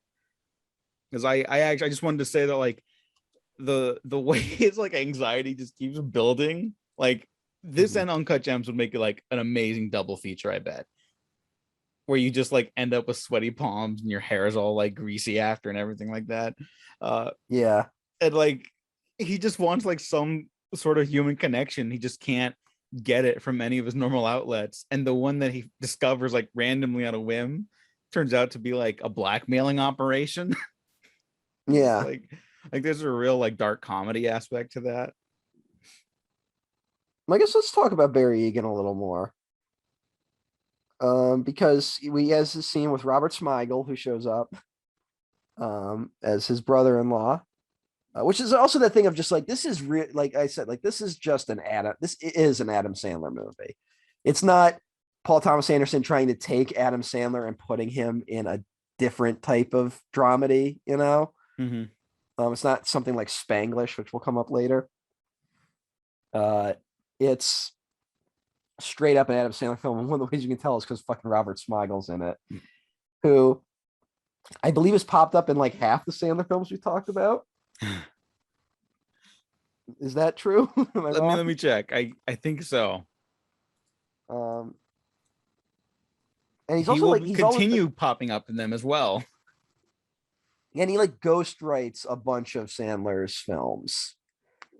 Like he does punch up on almost all of them. And I believe Jack and Jill was one of them. That is correct. Didn't he have that tweet where he talked about how he really enjoyed working with Al Pacino? Oh, I don't know. I missed that one. Robert Smigel pointed the thing where it was like Al Pacino showed up on set with new ideas every day. Oh, that's nice. I mean, that's um, kind of what you want in a film like that, you know? If you're just making mhm. some like low rent, well, not low rent, that was a very expensive movie, but like if you're just making something like with your friends, like you want to have like a fun collaboration, you know? And if you can collaborate with Al Pacino, well, you know, why wouldn't you want that? Yeah. Didn't Al Pacino hate working with Soderbergh? Oh, I don't know. I think that was Maybe. something I read once. Oh, okay.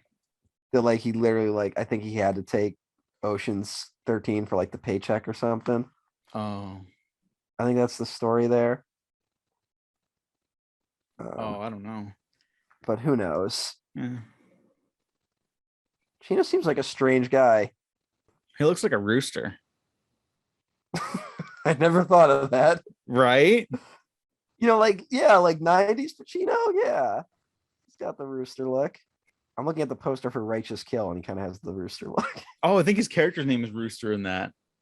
Oh, really? Yeah, hang on. Now we're gonna go down a rabbit hole. You know what? I've never seen Righteous Kill. Be glad we're not doing an Al Pacino retrospective. It's not good. It's a bummer that him and De Niro only have like 2 movies where they get to be on screen together that are actually great. You know what's a real bummer? Hmm. If you click on actors on Letterboxd, they rank their movies by most popular. Mm-hmm. And if you click on Robert De Niro, his top film is Joker. That's depressing. That's a real bummer. And yes, Al Pacino's character in Righteous Kill, his nickname is Rooster. Hey. So someone else clearly thought of that too. I'm not that smart. Are you saying you're smarter than the writer of Righteous Kill? Oh, I'm 100% saying that. I've seen Righteous Kill. I took fucking notes for this movie and I have them, and they're just like of no help. Mm. Well, here, what is your favorite thing about this movie? Like, if I literally already talked about it the other recording. No joke, that's my favorite thing in the movie. Okay. Well, the filmmaking then. What most impresses you? I'll guide you. Well, I was talking, like I said, like the lighting, like I was super impressed with like the shifts in the lighting, like when it's like super bright in certain like anxiety heavy moments, like when he's getting like whenever they open the big doors on his fucking stupid warehouse and the lights is coming in, it goes through the flungers. It's like it can be really aggressive, and then like he goes into his office and it's a little calmer, it's a little more muted. It's like weird where like that image of loneliness of him just sitting in the desk in the corner is like you understand why he's there because it's more comforting than the bright lights constantly in his face. Mm-hmm. Or then you get like just the shots of his apartment of like the morning after he's called the sex line and the sun's coming through the windows, which is also like a weird indicator of like as he shuts the windows before calling the sex line because he's afraid someone will see him. Yeah. But then at some point after he opened the windows again, the sun's coming through, but then you get the hallway of just, no lights on because it's the middle of the day. It's like just the weird isolating feeling that comes with a lot of it. That's always what like really gets me. Yeah, I fucking. could probably go into it more, but it's, Yeah, fucking Robert Elswit, because man. I'm just gonna say the lighting is good, and I'm sure someone could maybe explain why a little better than myself. Emily Watson as Lena is like really good, really, Okay. really good in this movie. And you mentioned that for someone to basically put up and also fall in love with Barry Egan, they kind of have to Uh-huh. be a weirdo with their own quirks and sensibilities as well. Well, I didn't just say that because like we also made the connection that it's kind of true in any Adam Sandler film itself. Mm-hmm. We talked about Little Nicky, That's right. Yeah. how they do specifically characterize her as kind of like strange because like it would take that kind of person to fall in love with Little Nicky. And here, I think most people notice this with her in the background of the supermarket, like out of focus. You can't totally tell it's her, but she does at one point also say that she was stalking him. Like she's like, "Oh, I saw a picture of you, and like I knew I had to like meet you," and so like she had to initiate the relationship. Mm-hmm. And the fact that she starts seeing a lot of Barry Egan and still wants to initiate it says a lot about her. And I'm not even saying like that, Barry Egan is someone who doesn't deserve love because of his strangeness or that it's weird for someone to want to be with him. It's just, it says that the movie does the work to be like, look, there's stuff going on with her too that would make them compatible, as opposed to like a problem with the weaker Sandler films where there's fucking no reason for the love interest to like Sandler. Mm-hmm. I think maybe the worst offender of that might be Happy Gilmore in That's my up memory. there. That's really fucking like, up there. Yeah, like she's like this career woman. Why the hell would she be interested in Happy Gilmore? Mm-hmm. Like what was going on there? Yeah, it's not a because those often come across as cynical too in the comedies with Adam Sandler. Like you don't feel good about like that romance. And here, Mm-hmm. while the people are flawed, I think it's a very like empathetic story about people finding each other who they can be whole with and be themselves with, like truly, and find comfort in their own imperfections and everything that makes them human, and it's like it's very sweet. It's a very sweet film that also happens to have Adam Sandler fight people in the street with a crowbar. Yes, it has flungers. And again, punchers, yeah. And Luis Guzman helping his buddy out. Why isn't Luis Guzman in every Adam Sandler film? I don't know. He does feel like a guy who would slide in perfectly. Yeah. Guzman, a Bernie Sanders supporter. Hell yeah. Yeah, he does pop up in strange stuff. The Goose. Has he ever been a lead in a movie?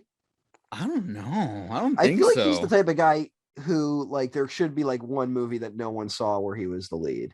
I don't even mean that as an insult. Like he totally deserves to be a lead actor. But I can't think of one. Yeah, no, I don't think so. But he should be. He's still Not got a lead, time. but he's in the Taking Pelham 1-2-3 remake. Fuck yeah. And weird watching his performance next to Travolta's performance in that movie. Oh boy, is it. What a picture. Is that movie a prank on Travolta? I don't know. I think it's genuinely good. But No, I like that movie. I like both Pelham 1-2-3 movies. Same. Very, very different. Mhm. But I like both of them. And but I think like because Travolta like thought he could do like crazy person for a little bit. Yeah, Like yeah. crazy badass, and he kind of can't.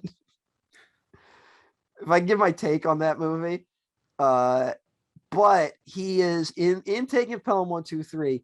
He's supposed to be like a finance guy who went to prison for like investor fraud, right? Mhm. And he came out, and now he's like, all right, I'm gonna fucking do the perfect heist, which doesn't really make any sense when you really break it down. And I think the gag of it, the G on the joint, is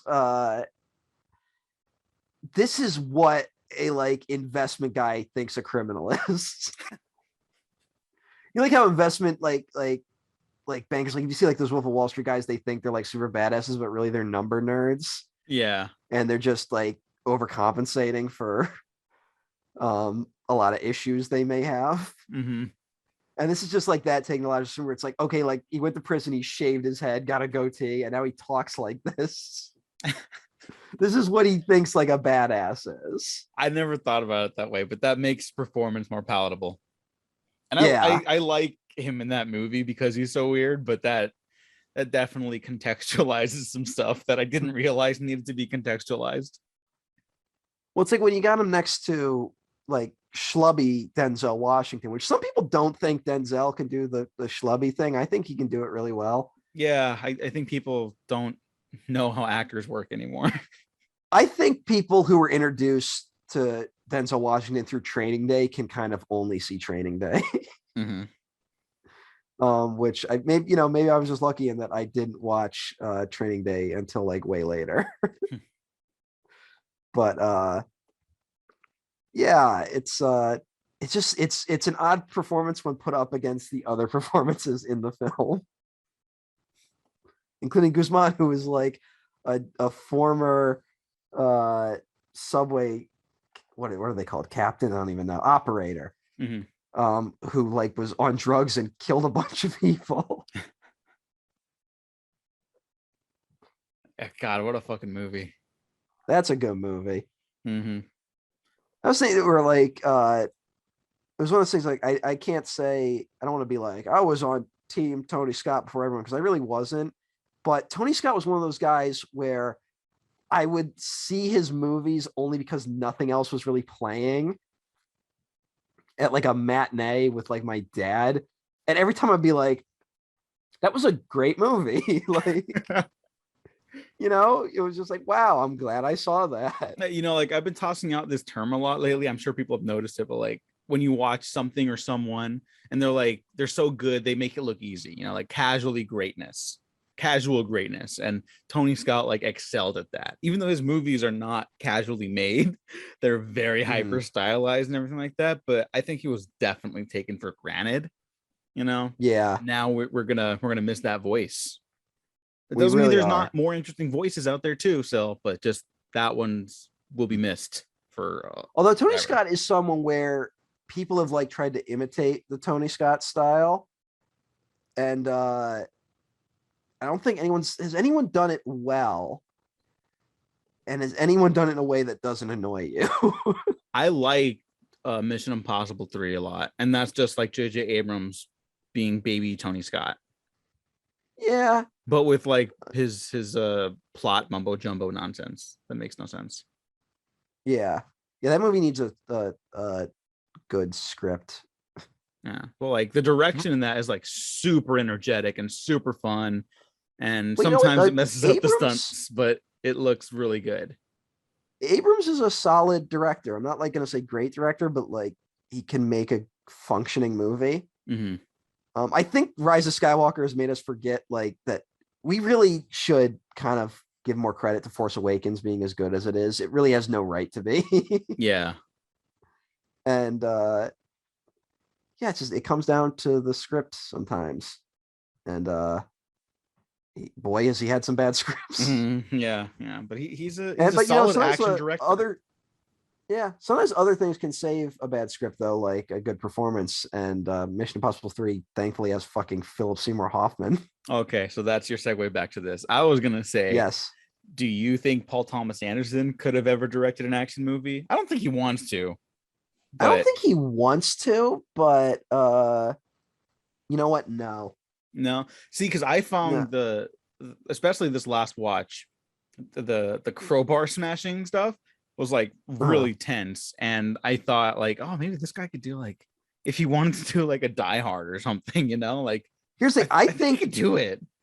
I think Paul Thomas Anderson could do a shootout, or because like you think of the scene in Boogie Nights, Mhm. like one of the most tense scenes ever that then like explodes. Like he could definitely do I don't think he can do a movie that like hits action beats regularly. Okay. I guess is the key difference there. All right. Oh yeah, like Inherent Vice, again, not even really an action scene, but there's like shooting and violence in that film. Yeah. And it's like it's really very good stuff. Sporadic, very, very minimal. Yeah. It's kind of like you blink and it's over. Uh-huh. And I find it That's pretty effective sometimes still. I love action movies, but I really love stuff like that where it's like kind of just a build up to like one scene where people fire guns for like half a second. Mm-hmm. Not enough of that on the screen these days. No, and those are cheaper to make. You think they'd be like, filling up the cineplexes, but no. Yeah, but what are you gonna put in the trailer? Although fucking Inherent Vice has like one of the best trailers ever. Oh yeah. Did it bomb though? Yes, it did. That's too bad. That was a good trailer. Because fucking of course it did. Yeah. Like, I guess. what was anyone expecting? Well, because like half the people hate that movie and half the people love it. Do people hate that movie? I haven't spoken to anyone. Some people fucking hate that movie. Not just on film Twitter. Some people like in the real world. Okay, I get real world, but I don't think film Twitter anyone hates it. There are definitely detractors.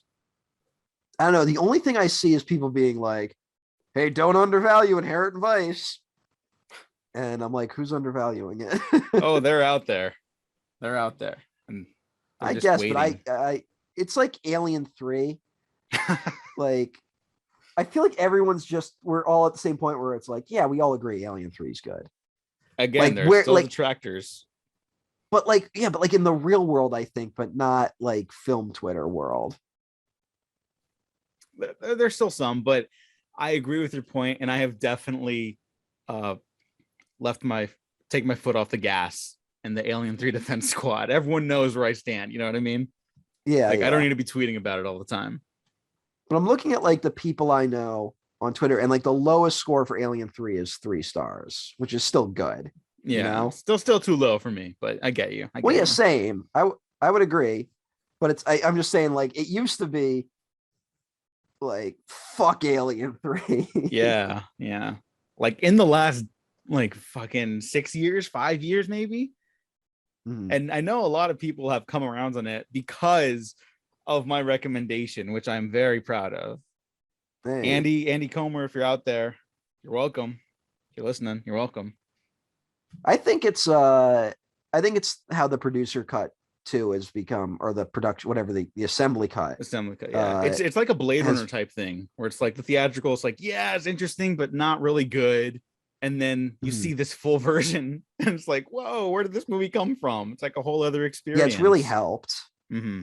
It's really helped. I think the next movie that needs to get that treatment, which is already starting to get it, but I don't think enough, is Exorcist 3. Yeah, it's getting there. Exorcist 3, it doesn't really have haters, but it kind of doesn't. It has people who are just like, what do you mean Exorcist 3 is good? Yeah. And I feel like there's fucking film Twitter is going to redeem Exorcist 2 before Exorcist 3 totally. If that happens, everyone's dead to me. There's been a lot of Exorcist 2 talk this year. There has been, but I haven't seen anybody be positive about it. Yeah, but it feels like everyone's trying to be like John Borman, you know? Oh, because the Snyder heads, because Snyder had an Excalibur. And all that bullshit. I mean, fucking just do Zardoz. Like, that's fine. Or Point Blank. Yeah.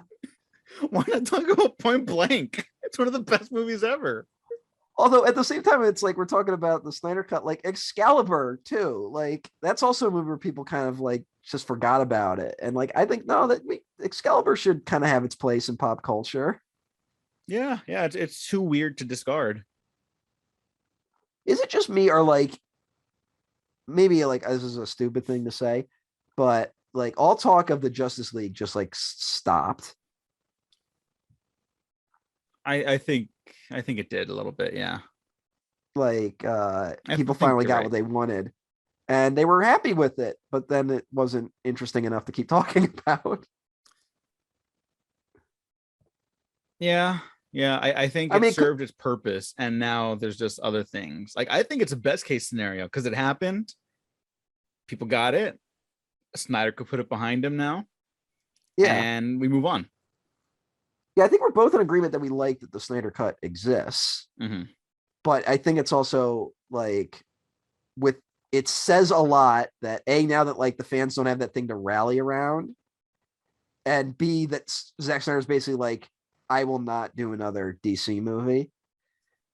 That now we can't endlessly speculate about what will come next. That discussion of it has kind of died down a little bit.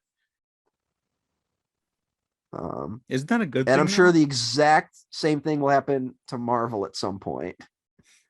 But yeah, I think COVID saved them, because otherwise I think they'd be in the same boat. Because people missed like having a communal experience, and say what we will about the Marvel stuff, because of like their place in pop culture right now, they're definitely the ones that are like the water cooler talk. You see them opening weekend, you talk to your friends and coworkers about it like the next week or whatever, then you wait for the next one, and that didn't happen for a whole year, and it was beautiful. But then the pandemic happened, which was not beautiful. So yeah, they've just, I mean, it sucks, but they've just got this way of like they really tap into people's need to be like up to date with what's going on, in those movies. Because fuck, like people just keep watching them, man, and talking about them. More importantly, the Goose has not been in a Marvel film. No. I feel like they could get him in somewhere. I think I said it before, but he would have been. Holy shit, he's playing Gomez Adams. Wait, what? The Tim Burton like Addams Family TV show. Oh, that's right. Yeah, I forgot. Yeah, that's great. I don't know if that's going to be great, casting, but the casting's real good. I don't think it will be good, but that's good casting, I guess. Mm-hmm. It's weird that there's like dueling Addams Family projects right now. Yeah. What is that? Why is that happening? And no one wants either of them. No, but it's IP, so you have to connect to it. Which is like a weird, but the Addams Family is one of those weird IPs where it's like, I think we can all agree those movies are like deeply flawed, but they're fun. Yeah. And you can't recreate it, Mm-hmm. Like it's just impossible. And so of course Hollywood's like, but what if we recreated it? All right, I feel us heading into a tailspin, so we should probably. We are. I apologize. No, it's all right. We did talk about this twice, so I guess heading into final thoughts then. Holy shit! The fucking Addams Family 2 is out. I didn't even know that. Yeah, it's a lot. Sorry. It's all right. Go right back to it. I was like totally unaware that it actually came out. I've been seeing, because like every fucking movie theater has that cardboard cutout where it's like, get your picture with the fucking Addams Family.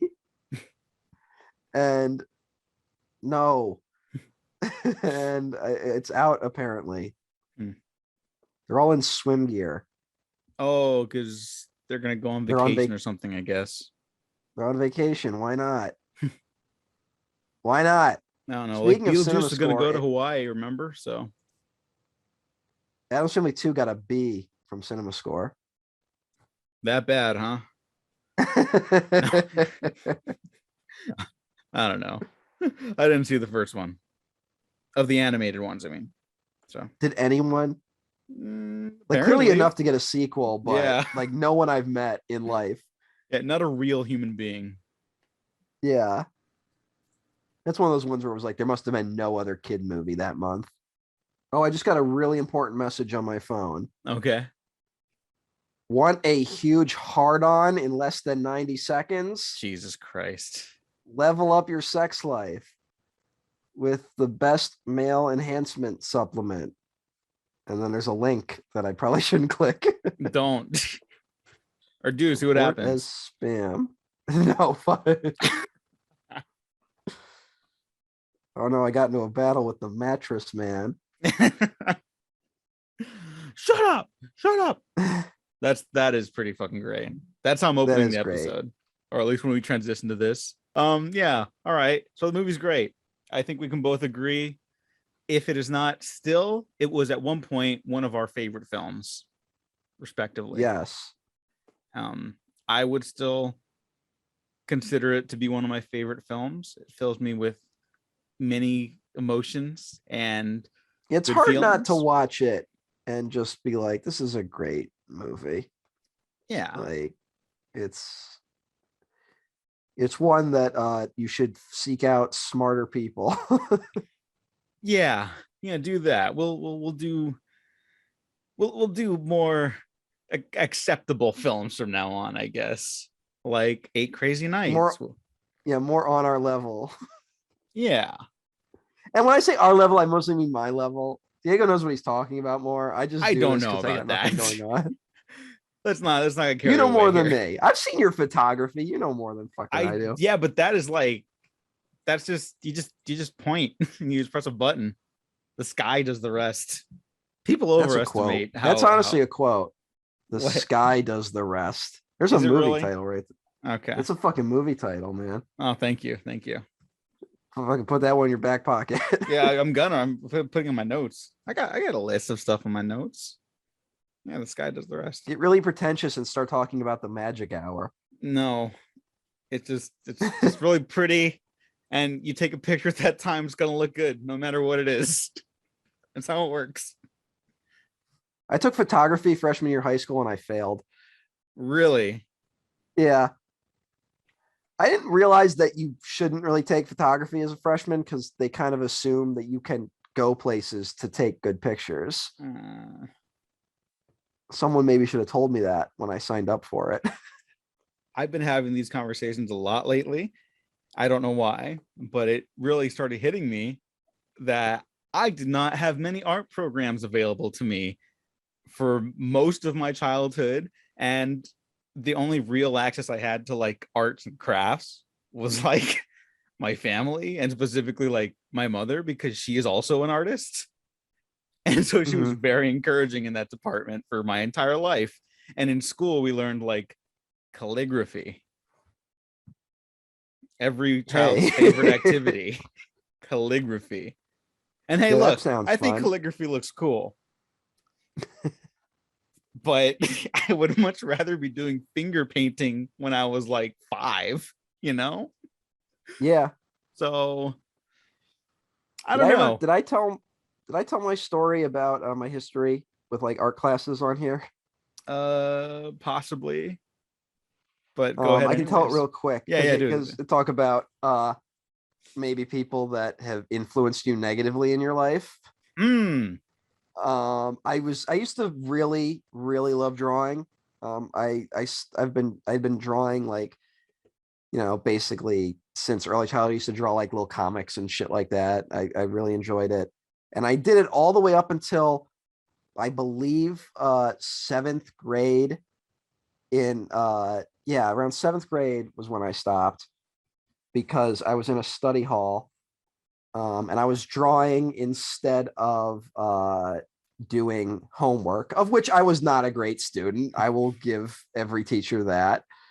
But I was drawing, and the study hall teacher, who was also my math teacher, noticed I was drawing and decided to humiliate me in front of the entire class by pointing out that I was drawing cartoons instead of doing homework in study hall.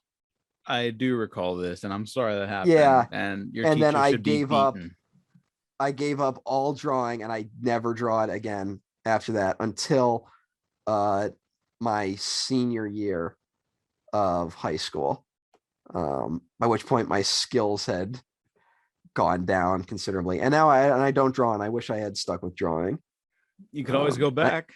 I keep telling myself I should, and I just don't. But yeah, I probably should. I think it will make me happier if I could draw okay.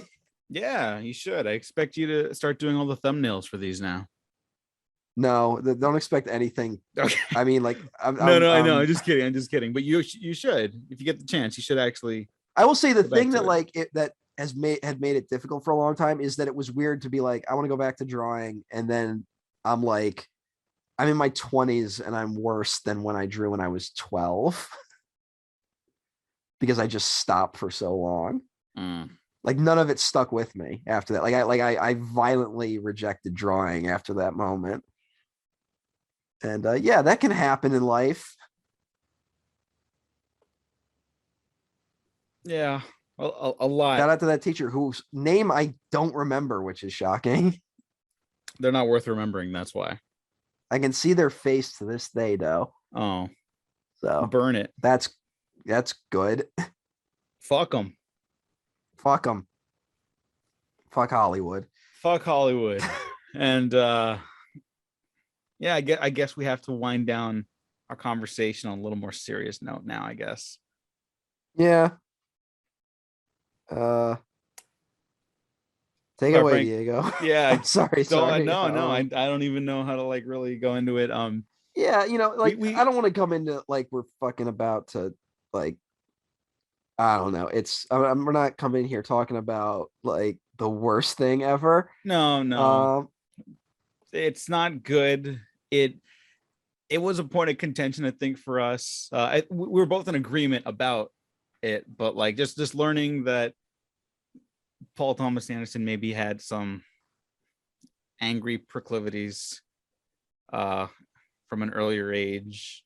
It definitely influenced how we approach this episode, and it's why we've kind of been putting it off and then redoing it and trying to get it right because we wanted to handle the subject matter appropriately.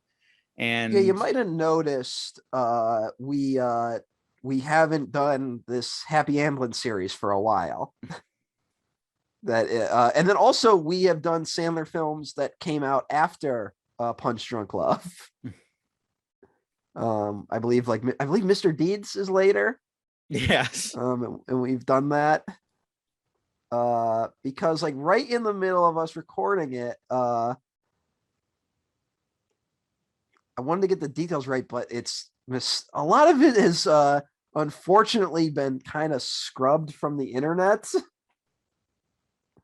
which is its own thing. Hold on, I just want to make sure. Mm-hmm. Yeah. I guess Fiona Apple was like giving interviews, and she talked about her relationship with Paul Thomas Anderson and that it was not good, to say the least. And she describes it as a painful and chaotic relationship, which included Paul Thomas Anderson throwing her out of a car, which is not good. And it makes Punch Drunk Love a little different. A movie about a guy who is very bottled up emotionally and then gets violently angry. Yeah, and I believe it was made in the wake of their relationship. Yeah, I don't know. A big part of this being difficult is I really don't even know where to go with it, other than it like needs to be addressed, and it has like really tainted this movie and PTA's movies. It hasn't ruined them, I'll say, but it's something that like is difficult to reckon with for me personally. And it's a little weird that it like, and like it's one where I don't know if I'm the one thinking about it too much or overreacting, because like everyone else seems to have moved on from it. And for me, it was like I felt like it should have maybe been a bigger deal. I don't really know. But yeah, it's weird that like even people I know that like will go hard in on like fucking quote unquote canceling people for stories like that. Even they like made excuses for Paul Thomas Anderson. So maybe I'm the one that's like being a little weird. But yeah, it affected how I watched this movie, and it made me really not want to talk about it. And as maybe you could tell, listening to this, I didn't really want to talk about it that much. Yeah. But I'm grateful that at the very least we did talk about it. And yeah, if it sounds like we're having trouble getting like through this episode, is because we are having trouble getting through this episode. Yeah, because the subject matter is honestly just, it's not something that can be separated in that weird separate the art from the artist argument, because it's one, the guy's still around and working, and it is intrinsically tied to the narrative of the film we're talking about. You know, there's a correlation there that I think is a little too discomforting. Yeah, it's just like, you know, it when Fiona Apple like specifically cited his anger as the problem, it just it makes this movie stranger. And it's just, you know, it's one of these things where you never really know the artists that you maybe admire. And it's entirely possible it's been almost 20 years from Punch Drunk Love at this point. Like he's maybe a different person, and it would be wrong to maybe judge him for all of that. But I don't know, man. Like I was saying, it's like I'm not trying to like come down hard one way or the other, but it's all just weird. Uh, We're trying to work it out for ourselves, I think is what we're saying. yeah, and like it made me like afterwards we opened with this the first recording, and then I felt like we kind of didn't do the movie justice, and I think unfortunately I think we accomplished basically what we accomplished the first time. I'm glad to be done with this movie. Where initially part of the reason for doing this series was because it would have been really fun to do Punch Drunk Love in like the middle of all this other stuff, you know? The weird varied career of Adam Sandler. And it would have been an excuse to do a PTA film, which is something we normally wouldn't do. And then it turned into like this thing where I was dreading having to talk about it. And I don't feel qualified. If I don't feel qualified talking about the film on like its technical merits, I really don't feel qualified talking about separating the art from the artist and PTA and his possible raging temper that he had, or maybe still has. We don't know.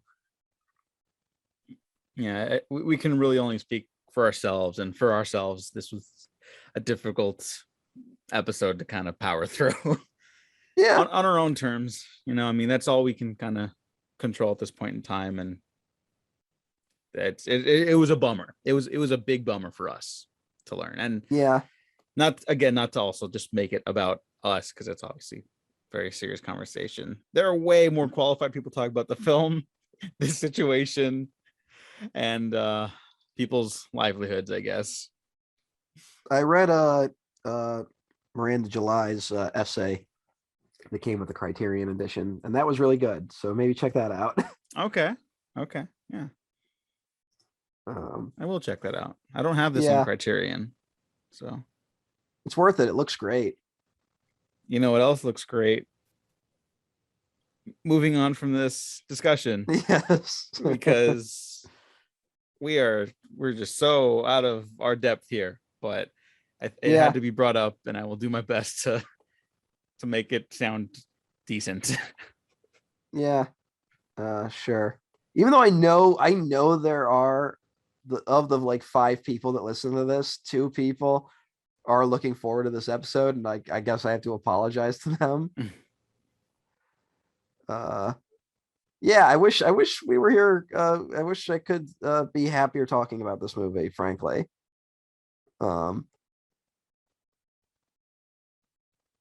Yeah.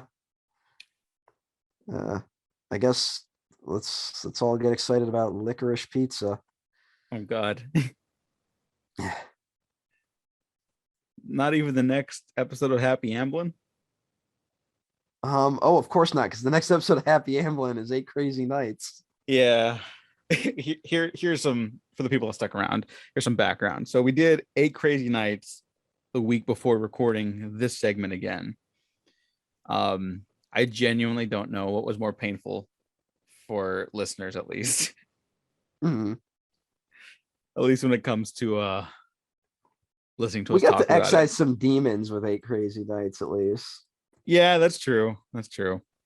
It's an important step in the Sandler evolution because it's his first totally hateful film. Spoilers. Well, it's his first outright like disaster. Yes. Like from top to bottom. Top to bottom. Like not, yeah. It's I think people have fun if you enjoy listening to us suffer. Yeah, there you go.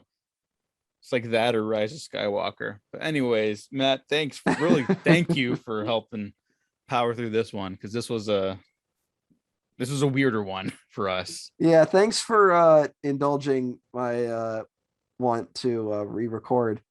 I initially wanted to redo the whole episode, to be honest, but Diego talked me into just doing the Punch Drunk Love part. Yeah, because I think we got good stuff in The Color Purple. Yeah, which also we were like super out of our depth on. It just gave the whole episode a really weird feel. But hey, we're here now. Thanks for listening. Thanks for watching. Matt, where can the people find you? I'm at Emperor OTN at 1 at twitter.com. And you can post find stuff me on Letterboxd if you want to read. Really, if you want reviews of the caliber of this episode. No, there's check good out stuff my there. letter. Yeah. I like your Universal Monster stuff. Yeah, I can only talk about fucking monster movies from before 1955. Well, there you go. That's it. Yeah. Want to hear about how Terror from Beyond Space is better than Alien Covenant? Follow me on Letterboxd.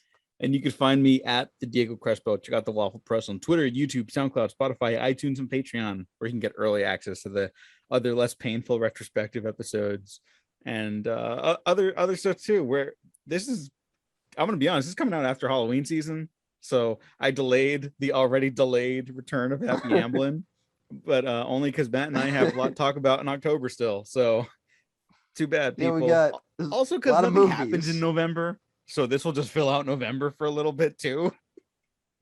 When are the Matrix movies? December. Okay. Yeah, what is coming out in November? Nothing. Exactly. Everything's coming out in October and December. I don't know what the fuck that's about. Goddamn, there should at least be a Thanksgiving film. Eternals. But I'm not watching. I guess Eternals. Yeah, sorry. Yeah. I'm not watching in theaters, at least. Sorry, everyone. Okay. I totally get it. Yeah. I literally only go because it'll get certain people in my life. We have positivity out in the horizon, hopefully. Oh, hey. You know what comes out in November? No. It's 1, Licorice Pizza. Oh my God. But 2, more importantly, the movie everyone's talking about, Ghostbusters Afterlife. Thanks for listening. Thanks for watching. We have been professionally unprofessional.